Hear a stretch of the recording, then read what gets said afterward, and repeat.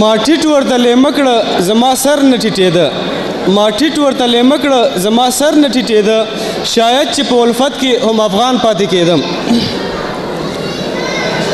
د مشاعرې په دې ترڅ کې ښاغلي امجد بهرام ته بلنه ورکړو چې راشي او د حمزه صاحب په یاد باندې د هغه یو څو قطعې شعرونه ستاسو په وړاندې ووایي.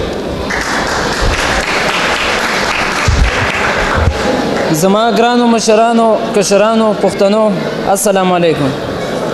زما په ژوند کې لومبی ځل دی چې د دې مشرانو په مخ کې دې سټیج ته راوختمه. زه په خپله ماته ګوډه شاعري کوم خو په دې وخت ما سره خپل یو شعر نشته. زه به یو شعر او د حمزه بابا یو قطعه نشر کړم.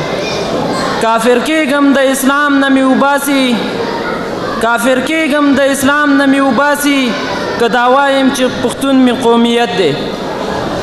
او قطعه ده د حمزه بابا چې پرې نوځي په ښکته پښتنو پښتو چې پرې نوځي په ښکته پښتنو پښتو کړئ جګه تر اسمانه میړنو پښتو سوز د رباب داسې حد ته جوړ کړئ سوز د رباب داسې حد ته جوړ کړئ چې هره پرده غږ که چې پښتو پښتو.